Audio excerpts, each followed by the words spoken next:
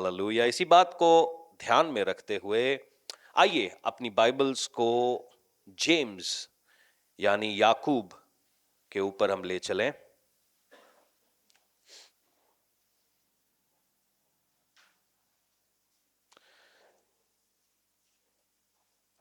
Bible की अंदर कुछ किताबें हैं जो बड़ी बेशकीमती, मतलब वैसे तो सारी बाइबल बड़ी बेशकीमती है, मगर कुछ किताबें हैं जो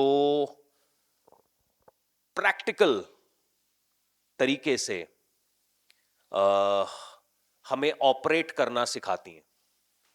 बाइबल जान लिया, पढ़ लिया, मगर हम उसको प्रैक्टिकल तरीके से ऑपरेट नहीं कर पाए तो बड़ी एक तकलीफ होती है, क्योंकि सीखते हैं, सब लोग पढ़ते भी हैं, मगर उसका प्रैक्टिकल नहीं आया तो प्रॉब्लम होती है। गाड़ी आपने सीख ली, समझ ली कि गाड़ी के अंदर 5 गियर होते हैं, यहां पे क्लच होता है, यहां ब्रेक होता है, यहां एक्सीलेटर होता है, मगर जब आप गाड़ी को सड़क पे दौड़ाते हैं तो वहां पर बड़े सारे आयाम्स होते हैं, बड़े सारे डायमेंशंस होते हैं, बड़े सारे चीजें होती हैं जिनका हमें पता नहीं होता, और वो प्रैक्टिकल करने के बाद ही हमें समझ में आता है कि गाड़ी ऐसे चलेगी। तो उसी प्रकार से बाइबल पढ़ने की एक चीज है, मगर जब आप विश्वास को काम में लाते हैं तो वो एक दूसरी चीज है, वो एक अलग एक थॉट है। तो आप कोशिश करें कि इस बाइबल को समझें, और जेम्स की जो बुक है, जो याकूब की किताब है, ये एक प्रैक्टिकल बिलीवर के लाइफ को डिफाइन करती है कि एक विश्वासी ने चलना कैसे है। ये कोई इवेंजलिकल किताब नहीं है कि ये अन्य जातियों को लिखी गई है, ये चर्च को लिखी हुई किताब है जो कलीसिया से आत्मा क्या बातें करता है।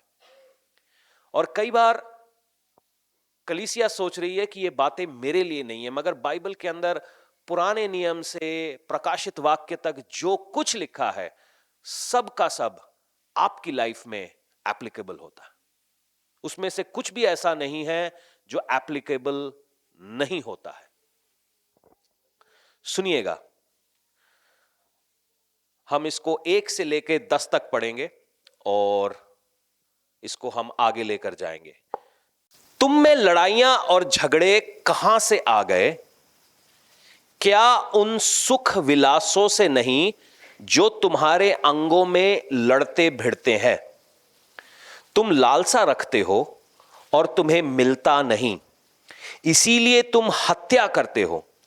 तुम डाह करते हो और कुछ प्राप्त नहीं कर पाते, तो तुम झगड़ते और लड़ते हो। तुम्हें इसलिए नहीं मिलता कि मांगते नहीं। तुम मांगते हो और पाते नहीं, इसीलिए कि क्योंकि बुरी इच्छा से मांगते हो, ताकि अपने भोग विलास में उड़ा दो। ठीक है, ये है एक सेल्फिश चर्च। ओके, हे व्यभिचारियों, ये स्टेप 2 है।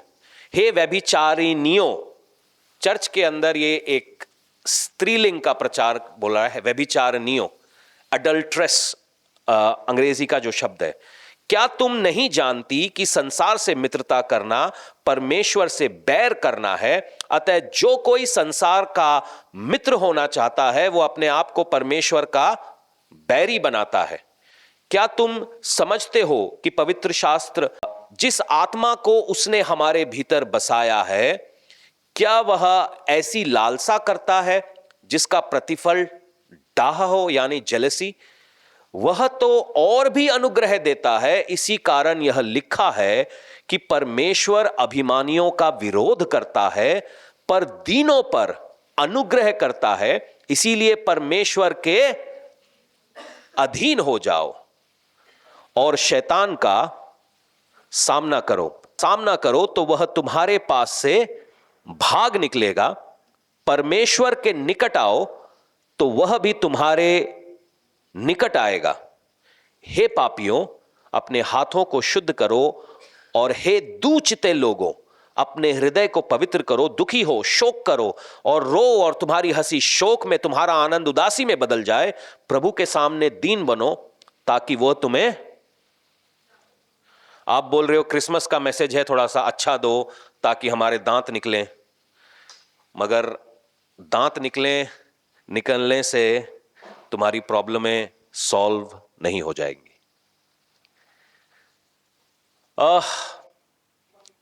ओके जी, इस आयत को समझने के लिए सबसे पहले हमें उत्पत्ति की किताब को या क्रिएशन को यानी उत्पत्ति को थोड़ा समझना पड़ेगा। उत्पत्ति की किताब में जब आप शुरुआत देखते हैं तो वहां शुरुआत में परमेश्वर ने जगत की रचना की और उसके अंदर अंधेरा था और रोशनी हुई और पानी और जल अलग किया, स्थल अलग किया गया, उसके अंदर लिविंग बीइंग्स बनाए गए, तारे चांद सब कुछ बनाया गया और एक सिस्टमैटिकली परमेश्वर ने दुनिया की रचना की। और ये जब रचना कर चुका था तो उसने छठवें दिन आदम और हव्वा को बनाया और आदम के साथ परमेश्वर एक संगति में आया। वचन ऐसा कहता है कि दिन के ठंडे समय परमेश्वर आदम से मिलने आता था। ऐसा सोचिए कि एक मैग्नेटिक रिलेशनशिप है। हर रोज परमेश्वर इंसान से, अगर हम आदम के बच्चे हैं तो हम ऐसा समझ सकते हैं कि हमारे परदादे से वो मिलने आता था, कि हमारी दोस्ती है परमेश्वर के साथ। और ऐसा एक ग्रेविटेशन एक होता था कि वो परमेश्वर उसके साथ घूमा फिरा करता था। आदम परमेश्वर के साथ आनंदित था। अगर आप इस सेटअप को देखते हैं तो हर एक जानवर, हर एक शय आदम की हुक्म को मानती थी। मालूम है क्यों? क्योंकि परमेश्वर और आदम के बीच में एक रिश्ता था, एक कनेक्शन था। अचानक से उस जगह के ऊपर कुछ हुआ। आदम के दिमाग में डिसोबीडियंस आया। उसके मन में आया कि वो परमेश्वर के वचन के विरोध में जाए। और मजेदार बात है, जब आप बहुत ध्यान से पढ़ते हैं तो ये बात हव्वा के दिल में पहले आई। हव्वा ने वो फल खाया और जब हव्वा ने वो फल खाया कोई प्रॉब्लम नहीं हुई, कोई सिचुएशन ही नहीं थी। मगर वचन यूं कहता है कि जिस समय आदम ने फल खाया, सारे आदम एक बार हालेलुया बोलो, पंगा वहां से हुआ। क्योंकि जिसको अधिकार दिया हुआ था, जब उसने अधिकार का गलत इस्तेमाल किया तब शैतान हावी हुआ। जिसको अधिकार नहीं था, जिसको खा लिया, कोई प्रॉब्लम नहीं।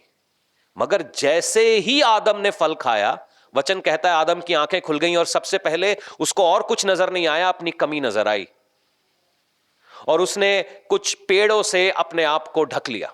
शाम के समय जब दिन का ठंडे समय हुआ, परमेश्वर आदम से मिलने आया और परमेश्वर आदम से पूछता है कि आदम कहां है? आदम छुप गया था। तो परमेश्वर ने आदम से पूछा कि क्या हुआ? मजेदार बात है, जो परमेश्वर सारी बातों को जानता है, आदम से एक सवाल पूछ रहा है कि क्या तूने वो फल खाया? परमेश्वर का फेथ आदम के ऊपर था। परमेश्वर ने एक आज्ञा दी थी कि इस फल को नहीं खाना, और ब्लाइंड फेथ था परमेश्वर का आदम के ऊपर कि ये नहीं खाएगा।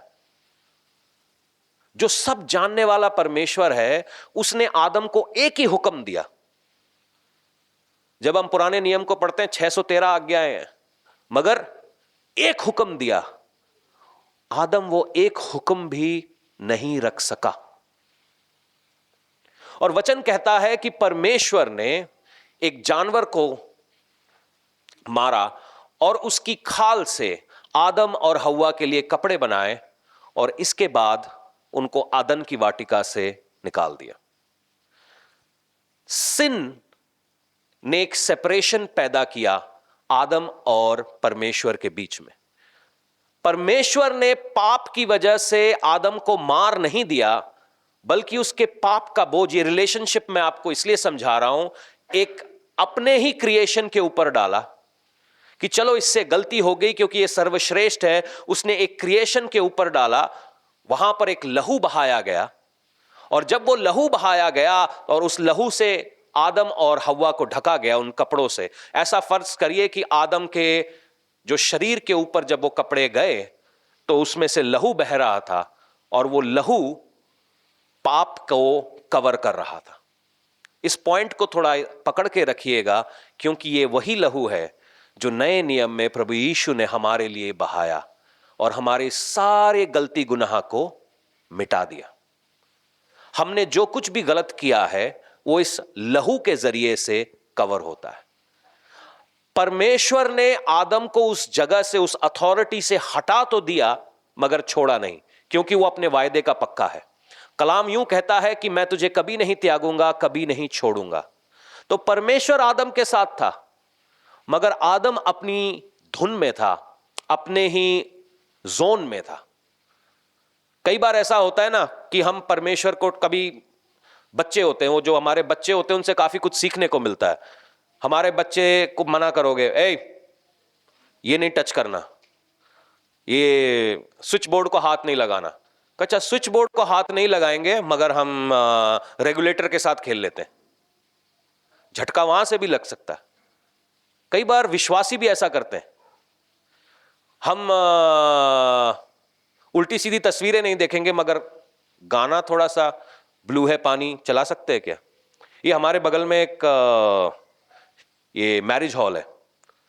मुझे कैसे पता चलता है क्रिश्चियन शादी है? क्योंकि पहले 5 मिनट अपा यसू दे बंदे यहां चलता है, और उसके बाद जब तक शादी होती है तब तक काली एक्टिवा, काले चश्मे, काला सूट, काला परांदा, पूरा मतलब। और फिर बीच में कहीं से पास्टर आते हैं, वो प्रचार उचार करते 2 मिनट के लिए, उसमें भी वो प्रचार पूरा नहीं हो पाता, उसी के बीच में हुर्र हो जाता है और मतलब शादी खत्म। पता मुझे उस दिन पता चल जाता है क्रिश्चियन मैरिज हो रही, क्योंकि पहला गीत था आपा यसू दे बंदिया और दूजा गीत काली एक्टिवा। मेरा जो पंजाबी म्यूजिक का ज्ञान है यहां से काफी बढ़ चुका है, तो मैं जानता हूं कि कोई नया गाना आता है, कब बजता है, कब कब क्या एंट्री पे कौन सा गाना बजेगा, एग्जिट पे कौन सा गाना बजेगा। तो जब एग्जिट का गाना भी है वो भी मुझे याद है कि वो ऐसा गाना बजता है तो इसका मतलब चलो पार्टी खत्म हो गई। अब सवाल ये पैदा होता है कि ये सब चीजें हमारे अंदर से आई कैसे? जब हम जब हम आदम और परमेश्वर के रिश्ते को देखते हैं ना, there is a passion, God का पैशन, मतलब परमेश्वर का जुनून जाहिर होता है कि यार किसी तरीके से आदम को बचाना है। और वो जुनून अपनी चरम सीमा के ऊपर है जब परमेश्वर ने अपने इकलौते बेटे को दे दिया कि सारी दुनिया का बोझ इस बंदे के ऊपर आ जाए। ये जुनून को आप समझ नहीं पाएंगे जब तक आपका बच्चा को मार खाते हुए नहीं देखेंगे। आप अपने बच्चे को, फर्ज कीजिए आप अपना बच्चा जिसको आपने 9 महीने कोख में रखा, आपने उसको छोड़ दिया और बोले मारो यार इसको। जिसने भी किया हो, चाहे आपका बच्चा कितना भी बुरा हो, आप उसे मार खाता हुआ नहीं देख सकते, और वो भी किसी और के हाथों। और परमेश्वर ये सब होने देता रहा क्योंकि उसका पैशन था आदम और उसकी जनरेशन। यीशु मसीह जीवित हुआ, उसके घाव नहीं भरे, उसकी बक्खी में छेद था, उसके हाथों में छेद था, उसके पीठ पे अभी भी शायद कोड़ों के निशान होंगे, क्योंकि ये निशानी है कि ये बोझ मैंने तेरे लिए उठाया है। मैं ये समझता हूं कि जिसने कोड़ियों को चंगा किया खुद को चंगा नहीं कर सका। नहीं नहीं नहीं नहीं, आप अपने हाथों पर, वचन कहता है ना कि मैंने तेरे चेहरे को अपने हथेली पे गोद रखा है। ये वो जो निशान है, वो जो बैंत है, वो जो उसके हाथों में कीलों के निशान है, वो उसका पैशन जाहिर करते हैं कि वो हमको बचाने के लिए कितना पैशनेट है। सवाल यह है कि एक आदमी रिश्ते में पैशनेट है, हमारा पैशन कहां है? हम किस बात के लिए पैशनेट है? क्या चीज हमें ड्राइव करती है? सुनिएगा,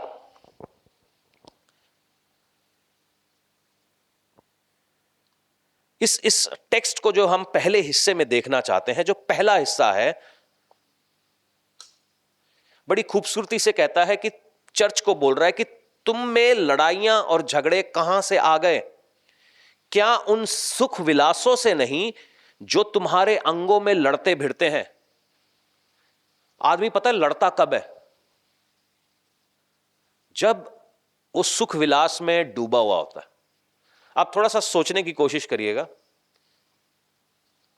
आप पॉलिटिशियंस से बहुत कुछ सीख सकते हैं, और मैक्सिमम पॉलिटिशियंस पता है क्या होते हैं? Power hungry.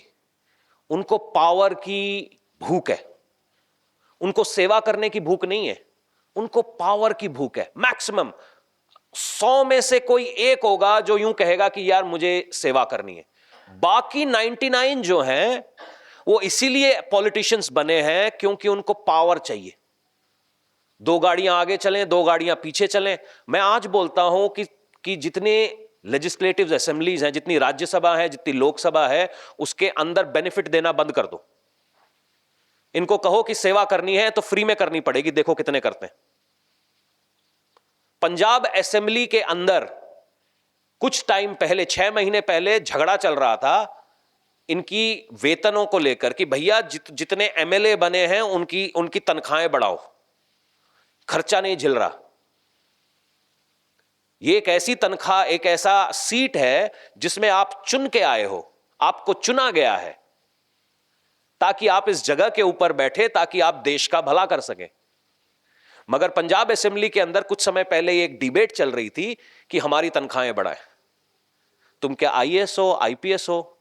5 साल के लिए तुम चुन के आए हो, और वो 5 सालों में जब तुम लोगों के घर जाते हो तुम ये बोलते हो कि हमारे को भैया सेवा का मौका दो। तो ये कौन सी सेवा है जहां तुम मेवा नाप रहे हो? सोचने वाली बात है। भारत की जनता, दुनिया की जनता को इस बात को सोचना चाहिए कि हो क्या रहा है। जब हमारे पास होता है तब आपस में भिड़ जाते हैं। भाइयों के बीच में झगड़े क्यों हैं? प्रॉपर्टी को लेके। मां बाप के लिए नहीं झगड़ते कि भैया मम्मी को मैं रखूंगा, कोर्ट में केस इसलिए कभी नहीं गया कि पापा को मैं रखूंगा, घर मेरा, खेत तेरा, ज्वेलरी मेरी, बैंक अकाउंट तेरा। झगड़ा क्या है? क्योंकि है इसलिए झगड़ रहे। उसी प्रकार से चर्च के अंदर भी है, क्योंकि जब हीलिंग नहीं थी, डिलीवरेंस नहीं था, शैतान के हाथ में थे, तब तक परमेश्वर बचा ले। प्रभु आज हमारे ऊपर दया कर। मगर जैसे ही हील हो गए, डिलीवर हो गए, आपस में ही करने को कुछ चाहिए। मैं रानी लक्ष्मीबाई, चल तू बन तात्या टोपे। जब तक बीमार थे तब तक सही थे, एटीट्यूड एकदम सही था, एटीट्यूड ऑफ ग्रेटिट्यूड। जब जैसे ही थोड़ा सा पेड़ में वो जो फल लगने से पहले ना वो एक छोटी सी कली सी आती है, उसी को देख के दिमाग खराब। ये खाली आपके साथ नहीं था, इजराइलियों के साथ भी ऐसा था। हमारे साथ नहीं हुआ ये खाली। इजराइलियों को परमेश्वर ने बचाया। उन्होंने मिस्र की सेना को डूबते हुए देखा। मूसा थोड़ी देर पहाड़ के लिए क्या गया, हारून और सबने मिलके गाय बना ली सोने की। कहता हमारे लिए परमेश्वर बना जिसको हम टच कर सकें, महसूस कर सकें। तुम्हारे बीच में ये लड़ाइयां कहां से आई? मालूम है कहां से? क्योंकि हम लोग खुदगर्ज हो गए।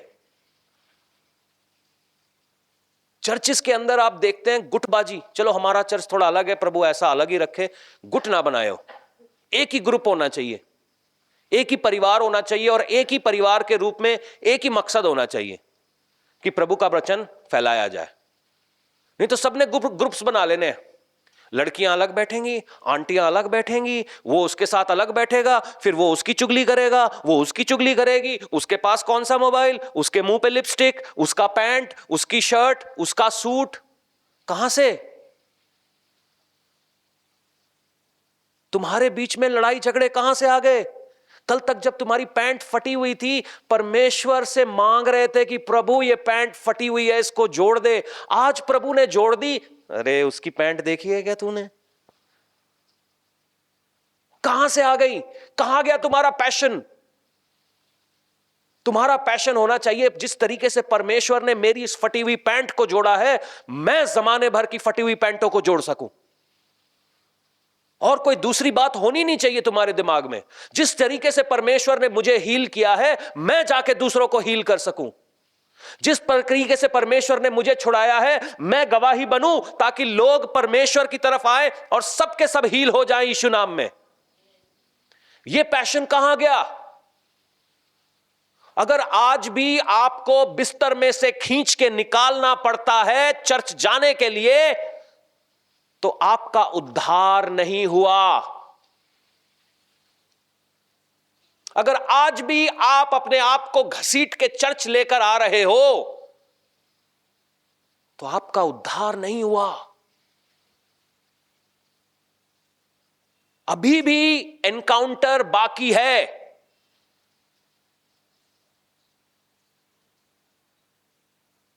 क्योंकि जिस दिन मेरा एनकाउंटर हुआ परमेश्वर के साथ, जिस दिन मैंने वो धीमी सी आवाज सुनी कि इस कमरे से ही तेरा छुटकारा है, दुनिया गई तेल लेने, मेरी जेब में पैसे हो ना हो, पैर में जूते हो ना हो, मैं पहुंच जाता था।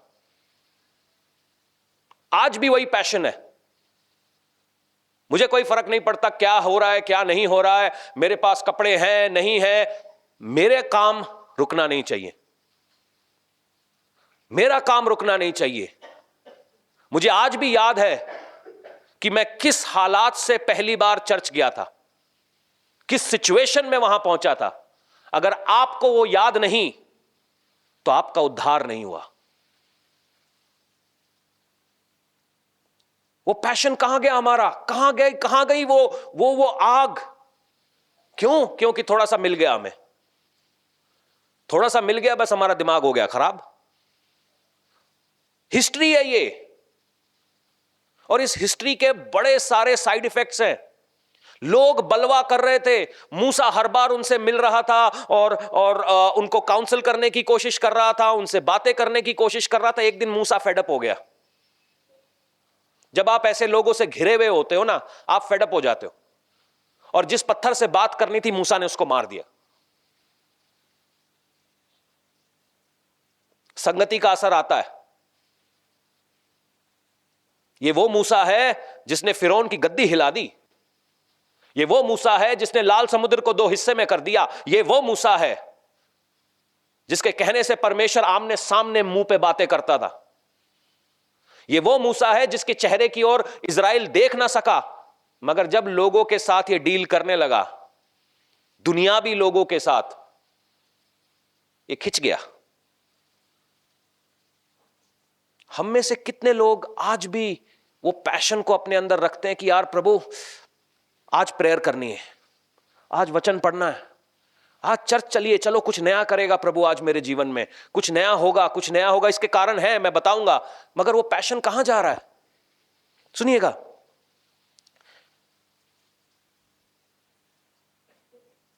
आपने कभी रॉकेट देखा है? अभी मंगलयान इंडिया से गया, सबका डीडी पे टेलीकास्ट हुआ था। बहुत सारी तस्वीरों में दिखाते हैं, जो दुनिया है ना, जो वर्ल्ड है, वो हमेशा आपको अट्रैक्ट करेगा, हमेशा।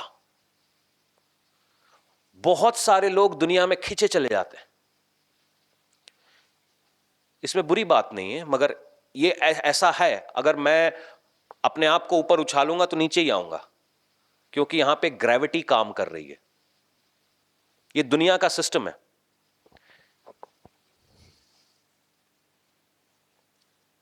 सबको मालूम होगा उनका फेवरेट मूवी कौन सा है, उनका मूवी जो हीरो हीरोइन कौन से हैं,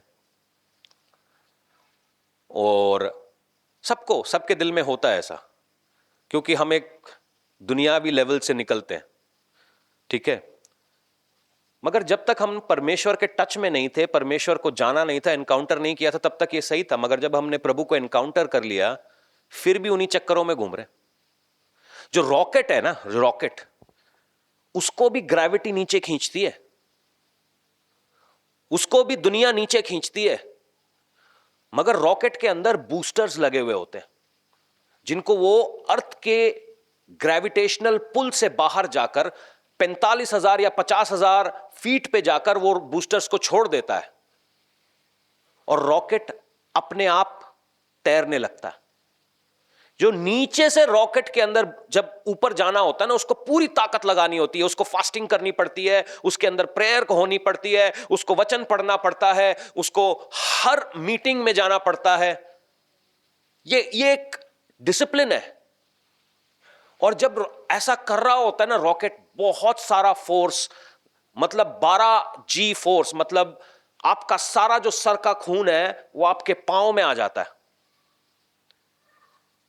और तब जाके रॉकेट कहीं आसमान में लहराता और स्पेस में जा सकता है। स्पिरिचुअल लेवल में भी ऐसा ही है।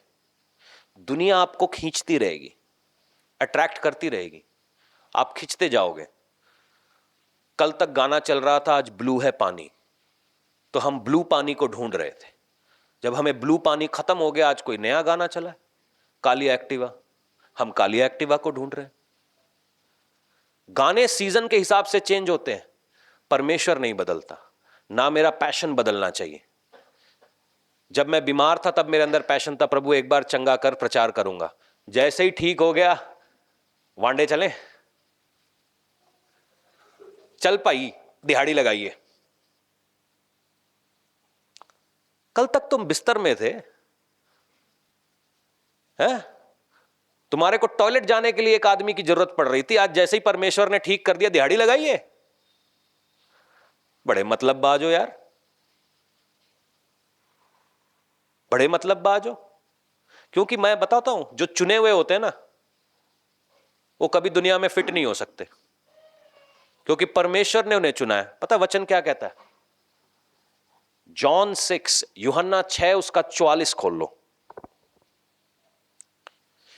प्रभु यीशु मसीह यूं कहते हैं कि कोई मेरे पास नहीं आ सकता जब तक पिता जिसने मुझे भेजा है उसे खींच ना ले, और उसे अंतिम दिन में मैं फिर जिलाऊंगा।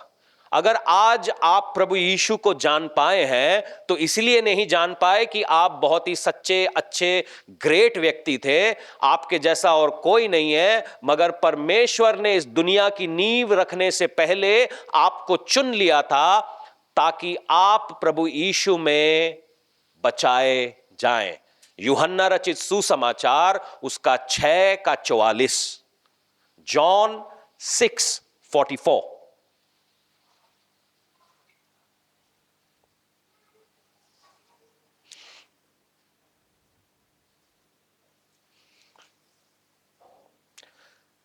आजकल एक न्यूज चलती है, रिवाइवल। 1 लाख लोग एक चर्च में पहुंच गए, रिवाइवल। 1 लाख लोग किसी मीटिंग में पहुंच गए, रिवाइवल। एक रिवाइवल कलकत्ते में आया कल रात को, जब मेसी कलकत्ते में पहुंचा था। सॉल्ट लेक स्टेडियम इंडिया का सबसे बड़ा स्टेडियम है, ईडन गार्डन्स।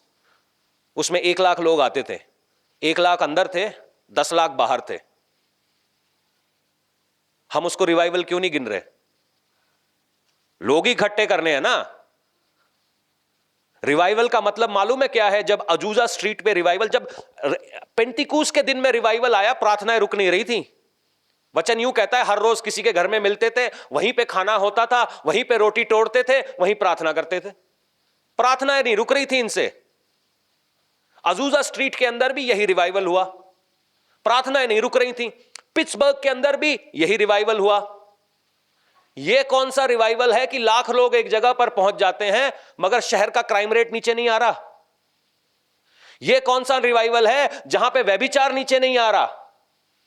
वो चर्च में जाते हैं इसलिए कि व्यभिचार करें, क्योंकि घरवाला पसंद नहीं, घरवाली पसंद नहीं, वो बैठे हैं ऐसी जगह पर प्रेयर पार्टनर्स लेके कि वो रिवाइवल हो रहा है, दूसरा रिवाइवल हो रहा है। वो 1 लाख आदमी अगर एक जगह पर इकट्ठा हो गया और शहर का क्राइम रेट नीचे नहीं आया तो ये रिवाइवल नहीं, ये जोक है।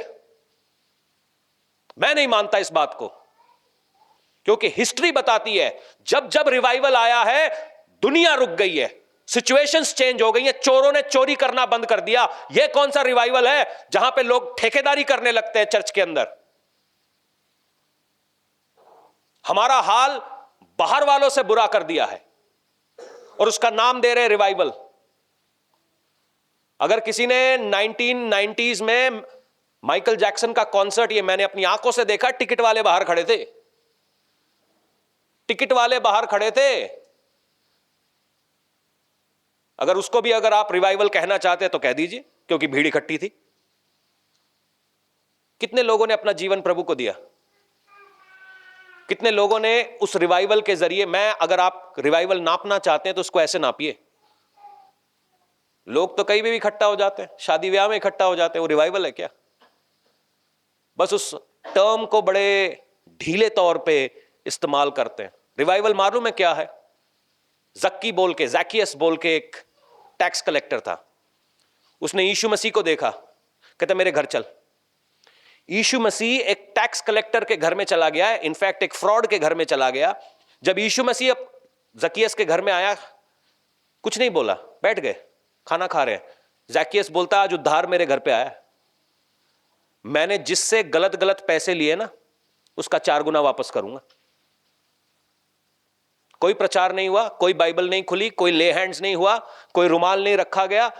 जक्की के मन में था जिससे मैंने लिया है उसका 4 गुना वापस करूंगा, मुझे नहीं चाहिए। ये रिवाइवल, ये क्यों नहीं हो रहा देश में? ये क्यों नहीं हो रहा पंजाब में? सारे लोग लगे प्रोटेस्ट करने, कभी कोई रोड ब्लॉक करता है, कभी हमारे वाले रोड ब्लॉक करते, कभी वो रोड ब्लॉक करते। भाई चल क्या रहा है? मगर जब कभी भी मसीह एकता की बात होती है, कोई मेन मिनिस्ट्री नहीं पहुंच रही। आज तक कोई मेन मिनिस्ट्री ने आवाज चुक के नहीं कही कि यूपी के अंदर जो कर रहे हो, जो छत्तीसगढ़ में कर रहे हो, जो झारखंड में कर रहे हो, गलत है। उनके साथ गले मिल मिल के फोटोएं खिंचाई जाती हैं, चुनाव का चंदा दिया जाता है चर्च के पैसे से। बल्ले ओए, लालत है ऐसी रिवाइवल पे, लालत है ऐसे सेवकों पे जो कलीसिया की होके बात नहीं करते, और लालत है हम जैसे लोगों पे जब हम ये सब देख के चुपचाप बैठे रहते हैं।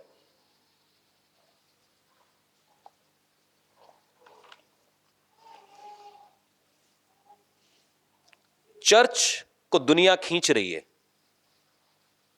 एक बॉर्न अगेन बिलीवर का मतलब यह है कि जितने बार आप प्रेयर में जाओगे, परमेश्वर आपको चेंज करेगा, आपको उतना ही दुनिया से अलग करेगा जितनी बार आप प्रेयर में जाओगे। 10 साल से चर्च में बैठे, फर्क कुछ नहीं, तो फिर आपका मिलाप नहीं हुआ परमेश्वर से, आप परमेश्वर से मिले नहीं हो।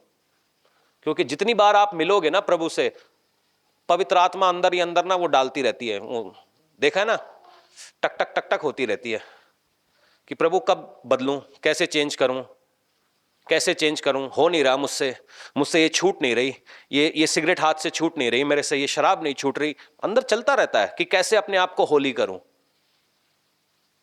ये कोई और कह नहीं रहा, कोई प्रचार की वजह से नहीं हो रहा, वो पवित्र आत्मा जिसमें आप बनाए गए हैं, जिसको जो आपके अंदर डाली गई है, ये बदलाव वो लेकर आ रहा। ये कोई हमारी वजह से नहीं हो रहा कि हम बहुत ग्रेट हैं, ये होली स्पिरिट की वजह से हो रहा है जो आपको बदलाव पे मजबूर कर रही है। वो एक खाली चंगाई की आत्मा नहीं है, ये फॉल्स बातों के अंदर हम जुड़ गए हैं। वचन यूं कहता है कि असमान जुए में मत जुतो। एक विश्वासी जब अविश्वासी से शादी कर लेता है, मेरी बात को गौर से सुनिएगा, वचन मालूम है क्या कहता है? एक विश्वासी की शादी, हमने अपनी जरूरतों को पूरा करने के लिए, चर्च में कोई ना मिला हमें, बाहर ढूंढ लेंगे जी। कोई लड़की थी नहीं चर्च में, मैं ये लोकल चर्च की बात नहीं कर रहा हूं, ओवरऑल बात कर रहा हूं, कोई मिली नहीं हमें, हमने बाहर देख लिया अपना। शुरुआत में सब अच्छा था, क्योंकि वचन यूं कहता है कि जब 2 इंसान शादी में हो जाते हैं, वो एक देह हो जाते हैं, वो एक हो जाते हैं। कैसे? जो बहन सिंगापुर में बैठी है उसके पेट का दर्द हमें कैसे पता? क्योंकि एक देह है। अब यही सोचो, कोई बाहर चला जाता है, विश्वास में परे हो जाता है,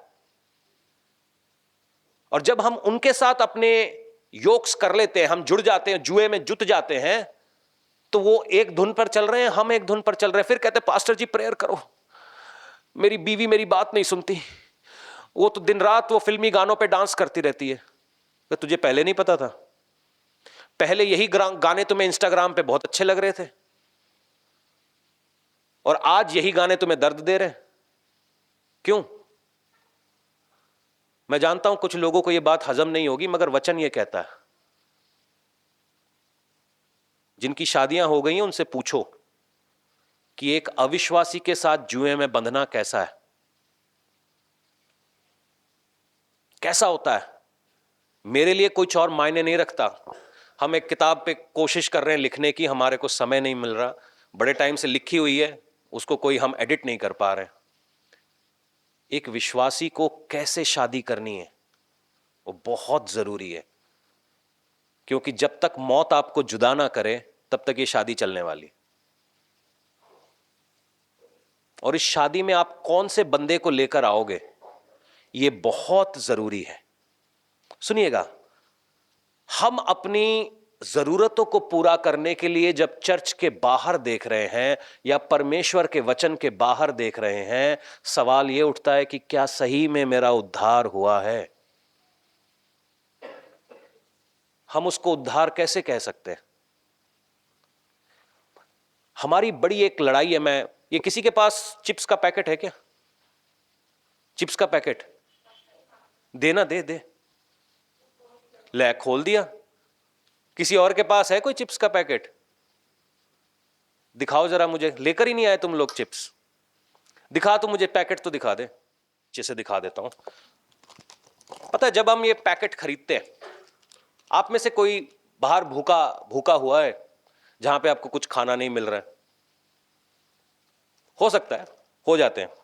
तब हम देखते हैं कि आजू बाजू क्या बन रहा है। पहले हम समोसा वाला ढूंढते हैं, कचौड़ी वाला ढूंढते हैं, वो नहीं मिलता हमें, तो हमें ये पंसारी मिल जाता है जिसके पास होता है ये चिप्स। ठीक है, सबने चिप्स खाया है?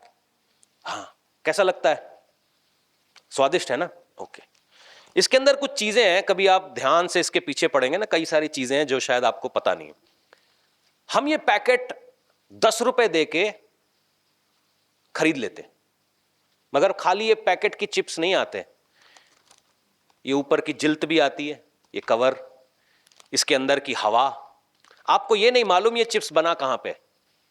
देहरादून में बना है, हिमाचल में बना है, दिल्ली की गलियों में बना है। आप ढूंढ रहे थे चिप्स, मगर साथ में हवा भी आई। ठीक है, जितनी माताएं यहां पर बैठी हैं, मैं विश्वास करता हूं आप अपने बच्चों से प्यार करते हैं। चर्च में लेकर आए हैं चुप कराने के लिए, उसको दिखा दिया, मगर क्या घर में भी यही चिप्स खिलाओगे? हाँ जी, आसान है, रोटियां बनानी नहीं पड़ती। खिलाओगे हर समय? क्या ये चिप्स खिलाते रहोगे? कभी तो उसका दोगे, चप बैठ, कुछ नहीं मिलेगा आज। हाँ जी, कैसे समझते हो कि परमेश्वर आपसे हमेशा मीठी मीठी बातें करता रहेगा, कभी कोई करेक्शन नहीं करेगा? ऐसा कोई मां हुई है? चाहे आप कितना बेटे से लाड लड़ाते हो, सुताई जरूर होती। वचन यूं कहता है कि जब दुनिया का बाप अपने बेटे को मछली मांगने पर सांप नहीं देता, तो आसमानी बाप जो हम सबसे भला है ऐसा कैसे करेगा? एक प्रॉब्लम है पूरी दुनिया की कि फॉल्स इतना बढ़ चुका है कि उनको सही समझ ही नहीं आता। जब परमेश्वर ने अपने चर्च को खिलाना था, इजराइल को बियाबान में खिलाना था, तो क्या उसने चिप्स के पैकेट गिराए थे? क्या गिराया था? और मन्ने को क्या करना पड़ता था? चलो मेहनत नहीं करनी पड़ती थी उगाने की, मगर पकाना तो पड़ता था। और जो लोग, क्योंकि इसके साथ एक अच्छी बात यह है कि इसमें कीड़े नहीं लगते, और इस चिप्स की बड़ी खूबसूरत बात है, इसके अंदर कुछ प्रोडक्ट्स ऐसे हैं जो इन्होंने जानबूझ के डाल रखे हैं, क्योंकि आप कभी चिप्स का पैकेट खोलोगे तो इसको खत्म किए बिना नहीं रुकोगे। कभी ऐसा हो गया, कभी आप अपने आप के साथ कोशिश करना कि एक चिप्स का पैकेट खुला हुआ है, आप इसको बिना खत्म किए हुए नहीं रुकेंगे, क्योंकि इसके अंदर कुछ है जो आपको अपनी ओर बार बार अट्रैक्ट करता रहता है। वो चीजें यहां मेंशन्ड है पीछे। आपको पता भी है कि मेरे शरीर को ये नुकसान कर रहा है, मगर फिर भी कुछ होता है आपकी जबान में। झूठी शिक्षाओं के साथ भी यही होता है झूठे टीचर्स के साथ भी यही होता है, झूठी मिनिस्ट्रीज के साथ भी होता है। आपको पता है कि ये मेरे को नुकसान कर रही है, मैं सीख कुछ भी नहीं रहा हूं, मगर फिर भी हम, क्योंकि मुंह के लिए अच्छा है। How to be blessed, how to be blessed with sin, ये होना चाहिए टीचिंग का, कि सिन करते रहो, परमेश्वर तुम्हें फिर भी ब्लेस करे जाएगा। कि जो परमेश्वर ने आपको करने को कहा था, कि आपने वो बदलाव लाए। परमेश्वर मुझसे बात नहीं कर रहा, क्यों बात करे परमेश्वर आपसे? जो पहला काम आपको दिया था अपने जीवन को ऑर्डर में लाने के लिए, क्या आप लाए? मैं जानता हूं ये वचन लोगों के कानों में पड़ के टेनिस बॉल की तरह बाउंस कर रहे होंगे, क्योंकि इसके अंदर शायद आपको सीधे तौर पे आपका छुटकारा, आपका हीलिंग, आपका डिलीवरेंस नजर नहीं आ रहा। मगर अगर आप परमेश्वर के हिसाब से अपने आप को ढाल लें, तो पता कलाम क्या कहता है? इसी के अंदर लिखा है, यहां पे बड़ी तगड़ी तरीके से कहा गया है चर्च को, हे व्यभिचारिणियों, क्या तुम नहीं जानती कि संसार से मित्रता करनी परमेश्वर से बैर करना है? अतः जो कोई संसार का मित्र होना चाहता है वो अपने आप को परमेश्वर का,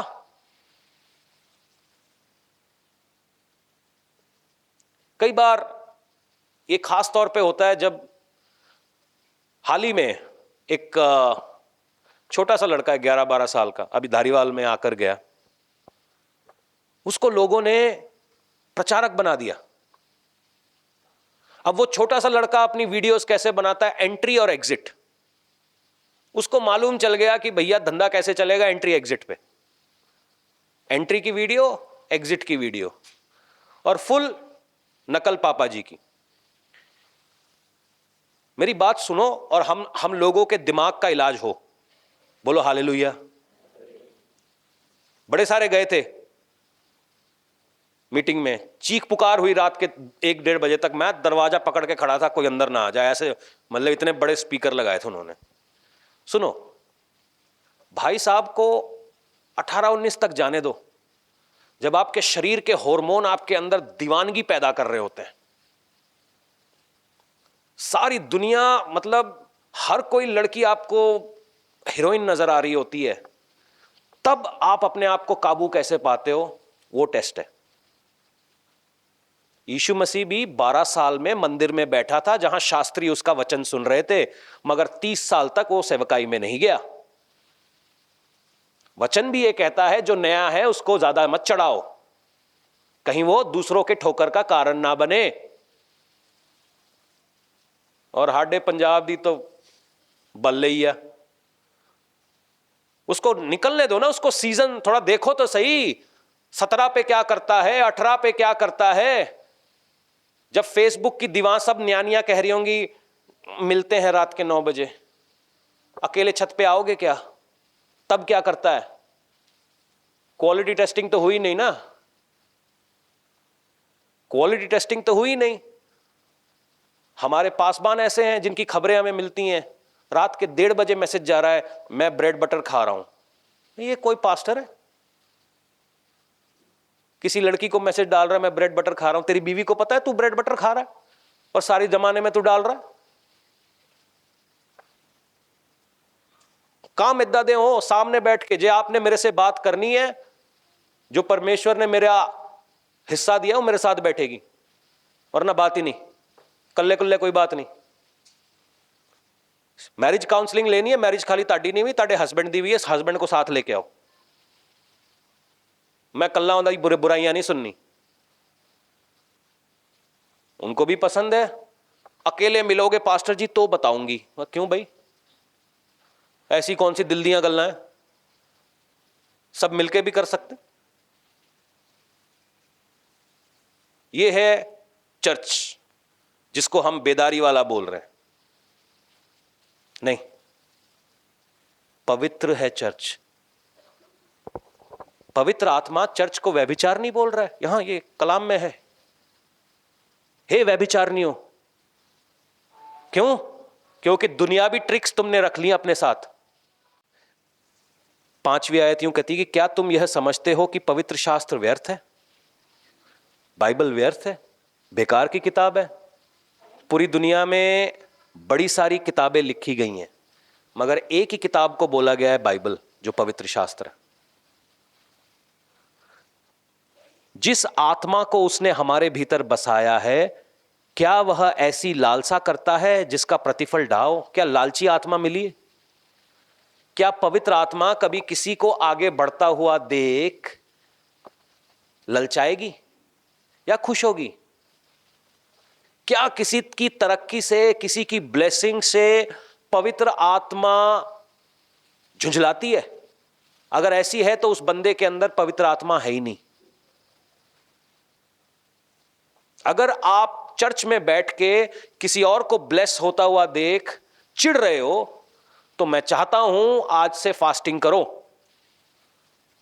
भला उसका सूट मेरे सूट से अच्छा कैसे? अरे हु केयर्स। पता क्या हुआ? 70 चेलों को यीशु मसीह ने जोड़ों में भेजा, वापस आए सबके सब बड़े एक्साइटेड, प्रभु बीमारियों ने, हमने बीमारों को चंगा कर दिया, दुष्ट आत्माएं हमारा कहना मानती हैं। यीशु मसीह ने बोला चुप करो, इस बात से खुश हो कि तुम्हारा नाम जिंदगी की किताब में लिखा है। जिसको तुम वैल्यूएबल समझ रहे हो, 2 मिनट का खेल है वो। क्या हमारा उद्धार हुआ है? सुनिएगा आगे आगे, अभी खत्म नहीं हुआ। वह तो और भी अनुग्रह देता है, इस कारण लिखा है परमेश्वर विरोधियों, अभिमानियों का विरोध करता है, पर दीनों पर अनुग्रह करता है। अगर आज आपको किसी सिचुएशन से निकलने की जरूरत है, आपकी लाइफ में कोई सिचुएशन है, तो प्रभु के आगे दीन हो जाओ। वो आपको ग्रेस देगा, जो आपको आपकी बीमारी, आपके घर के झगड़े, आपके बिजनेस, आपके काम में आपको ब्लेस करेगा। अगर आप घमंड लेके परमेश्वर के सामने गए, जो कि कुछ मतलब शुरुआत में मैंने एक पिक्चर देखी थी जहां पे श्री अमिताभ बच्चन जी कह रहे थे, जो आज तक किसी के घर की सीढ़ियां नहीं चढ़ा हुआ वहां पे खड़ा है। मुझे लगा यीशु मसीह ऐसे ही मानता होगा, तो मैंने भी अपनी आवाज को थोड़ा गहरा किया और कहा कि देख मैं यहां पर आ गया हूं। उसके अगले दिन से मेरे सुताइयां हुई, मैं सब सब्जेक्ट्स में फेल। फिर मैंने कहा ये तो चला नहीं। सिनेमा हॉल में तो बड़ी तालियां बजी थी, ये कैसे नहीं चला? कह रहा जो मूवी में चलता है वो जीवन में नहीं चलता। 2-3 महीने लग गए मुझे ठोकर खा के अकल आते आते। उसके बाद मैं फास्टिंग में गया कि प्रभु देख मैं पास नहीं हुआ तो मेरे बाप की फीस डूब जाएगी, और उसने मुझे बगल में कूटना बड़ा है, मुझे पास करा दे। बिना लिखे लिखे पास हुआ हूं, अगर ये पंगा तुम नहीं लेना। हर बार नहीं हुआ ऐसा, कुछ बार हुआ। मैं क्या लिख के आ रहा हूं मुझे खुद नहीं पता, मगर नंबर बढ़िया आ रहे थे। ये प्रभु के हाथ में था। मगर जब तक वो एटीट्यूड में रहा ना, मैं जो किसी के दीवार नहीं चढ़ा आज देख तेरे यहां पे खड़ा है, तब तक कुछ नहीं हुआ भाई। फिल्मी डायलॉग फिल्म में ही अच्छे लगते, क्योंकि वचन ये कहता था। तब मुझे बाइबल भी नहीं पता थी, मुझे फिल्में पता थी। तो इसीलिए मैं दुनिया से दोस्ती करके परमेश्वर के सर के ऊपर बंदूक रख के काम करवाना चाह रहा था। हुआ नहीं कुछ भी, टाए टाए फिस। ये अपने एक्सपीरियंस को बता रहा हूं ताकि आप ऐसी गलतियां ना करें। सुनिएगा, इसीलिए परमेश्वर के अधीन हो जाओ और शैतान का सामना करो, तो वो तुम्हारे पास से भाग निकलेगा। पहले दीन बनो, फिर सबमिट टू गॉड, और फिर शैतान का सामना करो। क्योंकि जब तक आपके पीछे परमेश्वर की बैकिंग नहीं है, तब तक वो आपकी पिटाई करता रहेगा। और परमेश्वर की बैकिंग कैसे आएगी? परमेश्वर के वचन पर चलने से। और परमेश्वर का वचन क्या है? जो कि आपने उल्टी सीधी बातें सीखी हैं उसके कॉन्ट्ररी है, उसका विपक्ष है, उसका विपरीत है। जब मेरी मां मेरे पापा से साड़ी लेना चाहती थी ना, सूट लेना चाहती थी, 3 दिन वो दंगा करती थी। ये तो 2 दिन में ही मान जाते। ये कोई तरीका नहीं है सूट लेने का, ये जेजेबेलिक ऑपरेशन है। शैतान की बाह फड़ोगे, वो तुम्हारा गला फड़ेगा। फिर रात को फोन करके मेरे को नहीं कहना कि दबाव हो गया। देखो इसके अंदर वीजे भी नहीं है, चंगाइयां भी नहीं है, मगर अगर हमें पता चल गया कि प्रभु के आगे कहां झुकना है, तुम्हें कोई टिका नहीं सकता, तुम्हारा गोडा कहीं नहीं झुकेगा। जो इस प्रिंसिपल पर चलते हैं, जो इस सिद्धांत पर चलते हैं, उनका गोडा और सर कहीं नहीं झुकता, चाहे कितनी बड़ी लड़ाई तुम्हारे खिलाफ हो। सुनिएगा, जब कभी भी हम दुनिया से दोस्ती करते हैं तो उसको कितने को यह जानना है कि हम दुनिया में हैं या बाइबल में। कुछ तरीके हैं, ठीक है, ऑनेस्ट आदमी हैं हम लोग, बाकियों को पता है शायद वो स्वर्ग भी चले गए हैं, आ जाओ भाई वापस। सुनिएगा,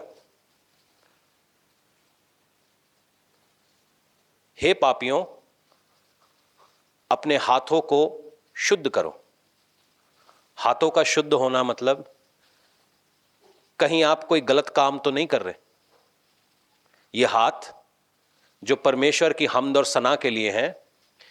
मैं कल रात को मैंने एक बड़ा बेकार दर्शन देखा, उसके बाद मैं उठा, मैं आपको बताऊंगा। ये हाथ जिनसे मैं फोन चलाता हूं, ये हाथ जिनसे मैं पैसे हैंडल करता हूं, ये जो हाथ हैं, क्या ये शुद्ध हैं? या मैं इससे किसी गरीब अनाथ को लूटता हूं,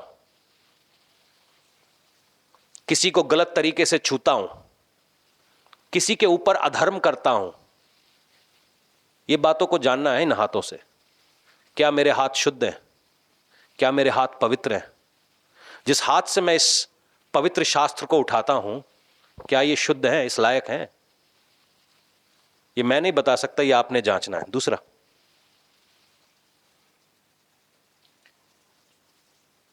और हे दो चिते लोगों, अपने हृदय को पवित्र करो। दो चिते मतलब डबल माइंडेडनेस।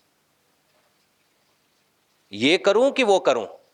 वचन तो कहता है दशमांश देना चाहिए, मगर अगले महीने, अगला कभी महीना नहीं आएगा। एक मैंने टीचिंग निकाली कि टाइद देना जरूरी है या नहीं, मलाकी 3 भी कोट किया। ओ भाई साहब, सारे ज्ञानी उठ खड़े हुए हैं कि दशमांश देना नहीं चाहिए। उनसे सिर्फ इतना पूछो कि भाई साहब, जब आप मैकडॉनल्ड्स में एक बार बैठ जाते हो अपने बेबी को लेके, क्या 2000 से नीचे का बिल आता है? शादियों में सब करेंगे, डीजे वाला 10,000, लाइटें 50,000, सूट 40,000, 1 लाख का। जब पास्टर को देने की बारी आई, कल आता हूं 2-4 दिन में, क्यों? अगर प्रभु चाहिए ही नहीं तो मैं वहां क्यों आऊं? मैं क्यों आऊं वहां पर?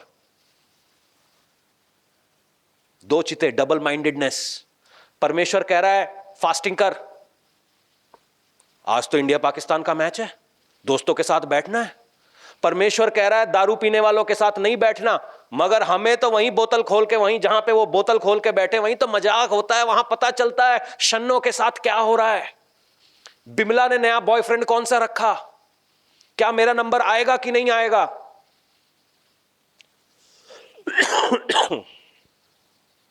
Double mindedness. अगर आप भी अभी भी डबल माइंडेड हैं, चर्च जाना चाहिए कि नहीं? आज जाओ कि अगले हफ्ते?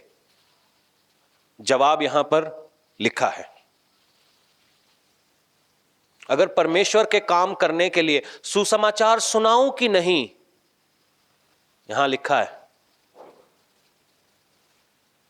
कमाइयां कर लेता हूं, 60 साल के बाद तो मैं रिटायर हो जाऊंगा, फिर प्रभु को दे दूंगा। जब दुनिया तुझे थूक के बाहर निकाल देगी, तब तू प्रभु को देगा जो बचा कुचा है तेरा।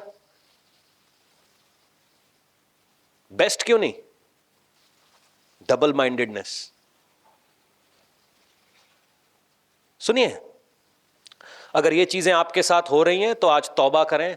इसीलिए उनके लिए लिखा हुआ है, आप सभी के लिए नहीं है, उन्हीं के लिए लिखा हुआ है, दुखी हो, शोक करो, रो, कि तुम्हारा हंसी शोक में बदल जाए, तुम्हारी आनंद उदासी में बदल जाए। प्रभु के सामने दीन बनो तो वह तुम्हें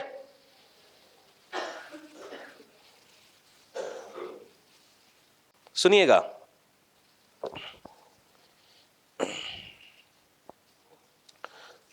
हव्वा परमेश्वर से प्रेम करती थी, परमेश्वर को जानती थी, मगर वो परमेश्वर के तरीके नहीं जानती थी कि उसके वायदे से हमने कैसे उसके वचन में चलना है।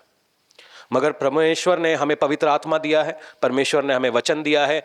जो वचन में लिखा है, तुम मेरे पास मत आओ कि नबी क्या कहेगा।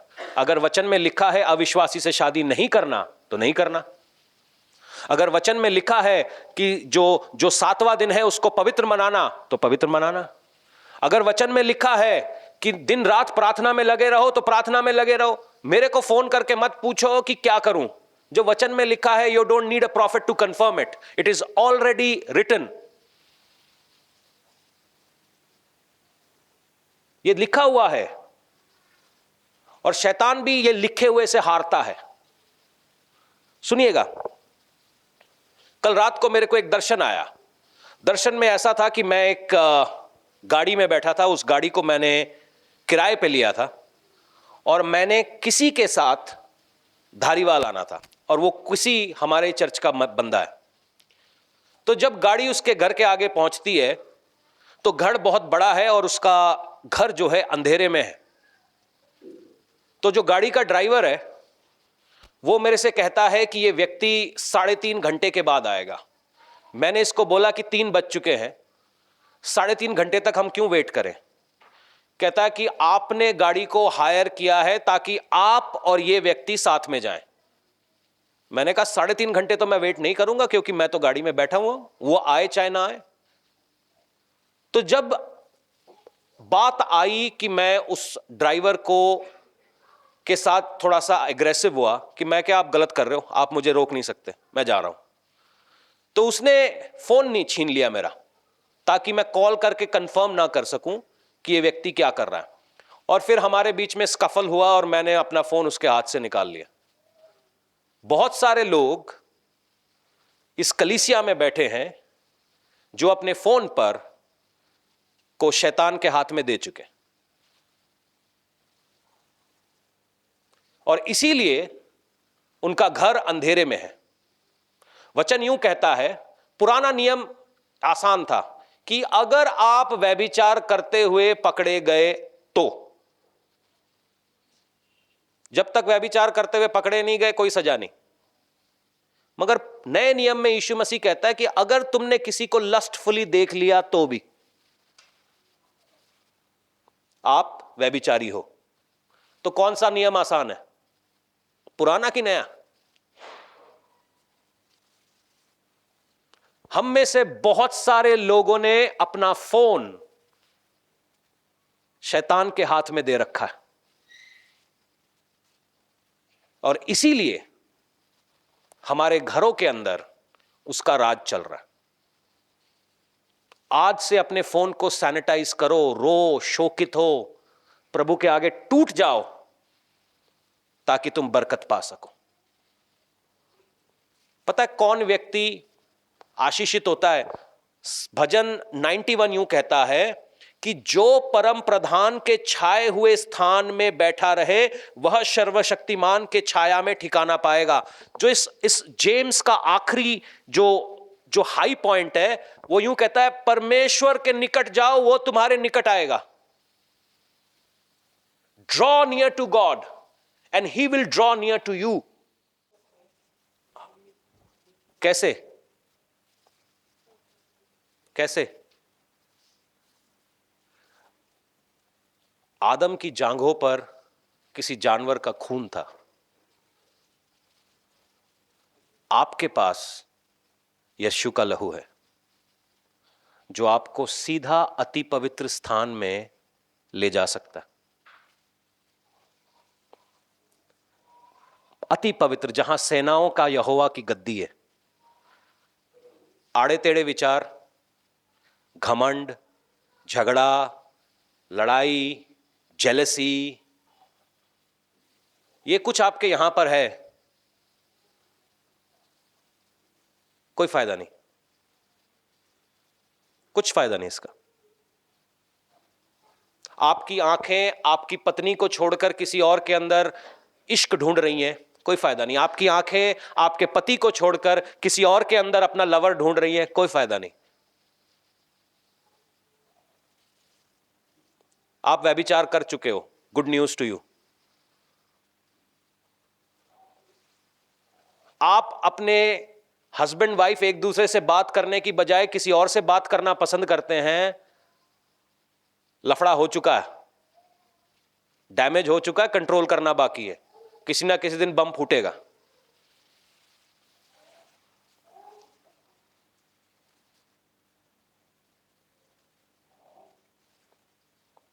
दीन बनो, दीन बनो। अगर ऐसी कुछ बातें हमारे अंदर चल रही हैं जो हमें एटीट्यूड में रखना चाहती हैं कि तेरी टोर बनी रहे, आप गलती कर रहे हो, वो तुम्हारी नहीं सुनेगा। You are sadly mistaken. हमारा हाल इस चिप्स खाने वाले की तरह ना हो जाए। चिप्स का पैकेट बड़ा एटीट्यूड में होता है क्योंकि इसके अंदर नकली वाला चिप्स है। चावल की बोरी देखिए, मंगाऊं, उसके अंदर जरा सी भी हवा नहीं होती। जो आपको कैंसर दे रहा है, जो आपको इंटेस्टाइन को खराब कर रहा है, उसमें एटीट्यूड देखो, एटीट्यूड देखो उसका। ऐसी पैकेजिंग किसी चावल की बोरी की आपको नहीं मिलेगी। जो आपको पोषण देता है, हो सकता है पैकेजिंग खराब हो, मगर बंदा वही है। हालेलुया की आवाज नहीं है ये आपकी, क्योंकि आप इतने चिप्स के साथ अट्रैक्टेड हो ना, क्योंकि आपका फेवरेट हीरोइन इसको खाती है, ओ हो आग लग गई। वो आपके अस्पताल के बिल नहीं देगी। उसने एक्टिंग करनी थी 30 सेकंड के लिए, उसने उसके लिए करोड़ों छाप लिए, बिल आपने देने अस्पताल के। आपने क्या बनना है, चावल की बोरी या चिप्स का पैकेट? ये आपके ऊपर है। आइए प्रार्थना करें। वचन क्या कहता है? जो परमेश्वर की छाया में ठिकाना। छाया, मेरी छाया कितनी दूर तक पड़ सकती है? मेरी छाया पड़ नहीं रही, पड़ रही है, पड़ रही है। हाँ, मेरी छाया इतनी दूर तक ही पड़ सकती है। इस रेंज से जो बाहर जाएगा वो मेरी रीच से बाहर है। मेरी बात को सुनिएगा बहुत गौर से। परमेश्वर की भी छाया एक रेंज तक है। उस दायरे से आप बाहर गए तो आप अपने ऊपर। एक बार ऐसा हुआ, एक जगह मीटिंग चल रही थी, एक जंगल के बीच में। तो वहां पर एक जिज्ञासु बालक था। जिज्ञासु बालक जिसका अंदर मतलब जिज्ञासा होती है। तो उस जंगल के अंदर लिखा हुआ था कि भाई यहां से बाहर जाना मना है क्योंकि बाहर तेंदुआ घूम रहा है। तो बालक जिज्ञासु था, पास्टर की बात क्यों माननी है ना? कहता बाहर जाके देखेंगे। तो लेफ्ट गया, राइट गया, नॉर्थ गया, ईस्ट गया, उसको कहीं से जगह मिल गई। जैसे मैं बोलता हूं भाई देखो ऐसा नहीं करना, वो कुछ और करके बैठे। मैं बोल रहा हूं फोन नहीं चलाना, पास्टर जी टीवी देख लिए। मैं फोन नहीं चलाना, मैं टीवी देख लिए पास्टर जी, फोन नहीं चलाने दे आपा। पापा जी बस 5 मिनट में व्हाट्सएप चलाना, बस स्टेटस देखना, मैं वध नहीं। कम काजी बंदा वहां, पास्टर जी जे मैं व्हाट्सएप नहीं चुकिया। व्हाट्सएप चुक, स्टेटस से की गया ना तेना, खाली मेरे देखा करो, बाकी किसी के नहीं। सुनो मेरी गल। तो जिज्ञासु बालक था वो। जिज्ञासु बालक निकल गया बाहर, निकल गया। कहता पास्टर ने बोला था कुछ नहीं है यार, मजाक है। जंगल में मैं अकेला, बेवकूफ बनाया पास्टर को। एक पेड़ मिल गया, पेड़ के नीचे प्रेयर कर रहा है। 2 मिनट में आंख खोली, सामने एक चीता। उसने चीता देख के आंख बंद कर लिया। कहता प्रभु चीते को हटा। चीते ने भी आंख बंद कर ली। इसने आंख खोली, चीते से पूछ रहा है, भाई तूने क्यों आंख बंद कर ली? मैं तो डर के मारे प्रेयर कर रहा हूं। चीता कहता, मैं भी विश्वासी चीता हूं, मेरे पास्टर ने बोला था पेड़ के नीचे जा खाना मिलेगा, मैं प्रभु को धन्यवाद कर रहा हूं। परमेश्वर की छाया में बने रहो, नहीं तो बड़े सारे चीते बाहर घूम रहे हैं। वचन कहता है फाड़ खाने वाले रोरिंग लायन की तरह शैतान बाहर घूम रहा है, जो तुम्हें फाड़ खाने का अवसर ढूंढ रहा है कि कैसे फाड़ूं तुम्हें। गल मनोगे बचोगे, नहीं मनोगे तो किसी की नाश्ते की प्लेट में बने होगे। तो डिसीजन आपका। क्या आप आज अपने आप को दीन करने के लिए तैयार हैं? क्या आज अपने आप को करेक्ट करें कि प्रभु आप, मैं बस फोन का एग्जाम्पल ले रहा हूं, कुछ और बातें हो सकती हैं। आज आप प्रभु से पूछे कि प्रभु मेरे जीवन में क्या चीज है जो मुझे घमंडी बनाती है, मुझे डबल माइंडेड बनाती है, मेरे से गलत काम कराती है, क्या चीज है मेरे अंदर? आज मुझे एक बार चेक करिए होली स्पिरिट। आइए हम प्रार्थना करें, वर्शिप टीम मेरी मदद करें कि हम परमेश्वर से मांगे। जो लोग ऑनलाइन भी देख रहे हैं, आप सभी से गुजारिश है,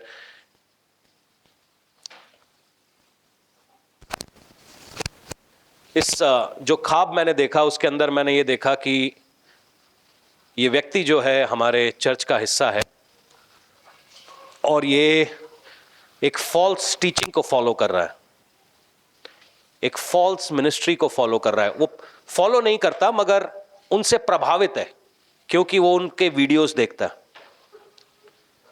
और क्योंकि वो उनके वीडियोस देखता है, ये अंधेरा उनके घर से बाहर नहीं जा रहा। ये 3 बजे की कहानी है, प्रभु मेरा गवाह है, ये जोक नहीं है। तो प्लीज अपने आप को चेक करिए कि कोई भी आलतू फालतू चीज ना देखें। एक भाई हमारे साथ यहां पर हैं, बड़े अच्छे भाई हैं हमारे, उनके जीवन में अचानक से व्यभिचार के ख्वाब आने लग गए। तो मुझे लगा कि यार इतना मैच्योर आदमी है, इसकी लाइफ में मतलब इतना प्रभु से प्रेम करता है, ये क्यों हो रहा है? फिर जब थोड़ा चेक किया तो पता चला ये भाई साहब अभी ऑनलाइन है मेरे साथ, कि ये किसी के वीडियोस देख रहे थे और इनको भी लग रहा है कि ऐसा क्यों हो रहा है, क्योंकि ये कहता मैं तो प्रभु का वचन सुन रहा हूं।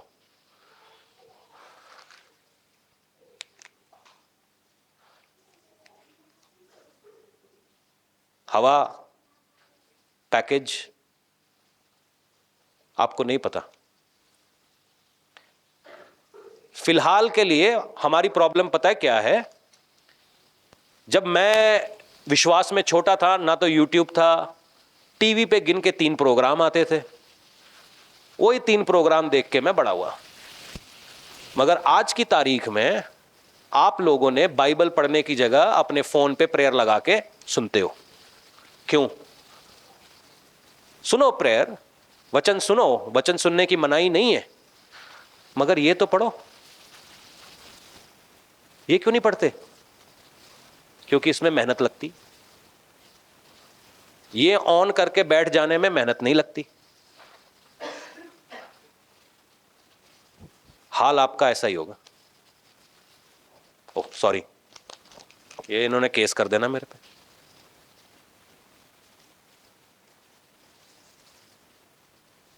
प्लीज आज से चिप्स बंद। हाँ जी, जो लोग ऑनलाइन भी देख रहे हैं, चिप्स बंद। जिसका पता नहीं उसको चखो नहीं। आइए प्रार्थना करें।